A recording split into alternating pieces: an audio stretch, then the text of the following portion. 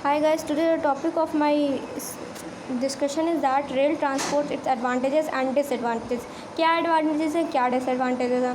तो पहला एडवांटेजेस है हाई स्पीड। तो रुक जाइए, मैं आपको इसको करके दिखाती हूँ। ये पहला एडवांटेजेस जो है वो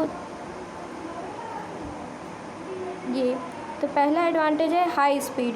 तो जो हमें रेल ट्रांसपोर्ट देते हैं वो हमें हाई स्पीड देते हैं। जैसे अभी आपको कभी 100-200 किलोमीटर करना होता है, अगर आप रोडवेज से जाएंगे तो आपको बहुत टाइम लग जाता है, कम से कम 4-5 घंटे लग जाते हैं। बट अगर आपको लेकिन अगर आप वही ट्रेन से जाएंगे तो आपको इतना टाइम नहीं लगेगा। आपको ये जो ट्रेन्स हैं वो आपको सिर्फ 1 ही 2 घंटे में पहुंचा देंगी। तो इसकी हाई स्पीड है। सेकंड है सटेबल फॉर लॉन्गर डिस्टेंस। तो जैसे आपको 1000 हो गया, 2000 हो गया, 3000 तक आप इतने लॉन्गर डिस्टेंस को आप ट्रेन से कवर कर सकते हैं। लेकिन अगर आप रोडवेज़ की बात करें तो रोडवेज़ में इतना लंबा सफ़र का आपको परमिशन नहीं मिलता है, और ये लॉन्गर डिस्टेंस के लिए बहुत सही होते हैं। जैसे कि आपको कश्मीर से कन्याकुमारी जाना हो तो आप ट्रेन यूज़ कर सकते हैं। लेकिन अगर आप रोडवेज़ की बात करें तो ये आपको ऑप्शन रोडवेज़ इतना अच्छा वो नहीं देती हैं। फिर बल्कि गुड्स, तो जो जैसे कि हमें वेजिटेबल्स हो गए, एक स्टेट से दूसरी स्टेट लेके जाना है, या फिर कोई भी जैसे कोल हो गया और पेट्रोल हो गया, ये सब चीज़ें हम जो गुड्स हैं उनको हम ट्रेन के थ्रू ट्रांसफ़र कर एक जगह से दूसरी जगह हम ले जा सकते हैं। So protection, so it is 100% careful, it is 100% secure. ये आपको प्रोटेक्शन जो है वो गवर्नमेंट से मिलती है। तो इसमें 24/7 आवर्स जो रेलवेज़ के जो ऑफिसर्स होती हैं उनकी ट्रेन पे नज़र होती है। तो इस पर आप अपने आप को बिल्कुल सिक्योर समझ सकते हैं। तो there is a protection in the train. Third last है लार्ज कैरिंग कैपेसिटी। तो ये इसमें बल्कि गुड्स आप ले जा सकते हैं, इसकी कैपेसिटी बहुत होती है।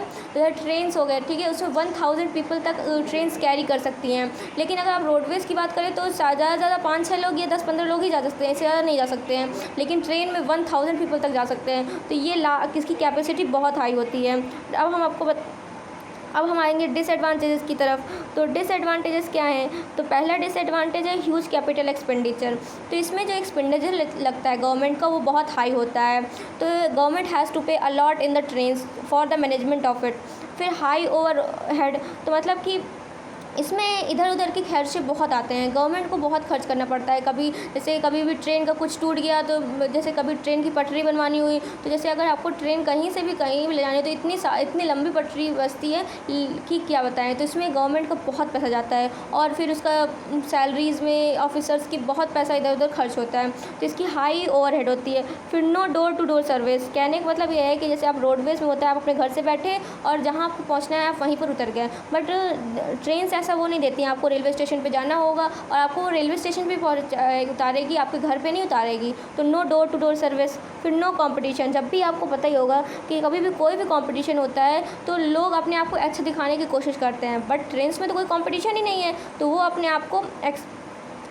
आप को सुधार नहीं रही है एक तरीके से देखा जाए। फिर इनफ्लेक्सिबल मोड, ये इतना अच्छा नहीं होता है। आपको हमेशा मतलब कि ट्रेन में आप कभी भी जाएंगे तो आपको हमेशा साफ़ सफाई का वो नहीं होता इतना अच्छा, वो एज़ कम्पेयर टू जैसे एयरपोर्ट में गए, एरोप्लेन में गए तो इतनी साफ़ सफाई होती है, आपको यहाँ पर इतना वो अच्छे से नहीं मिलेगा।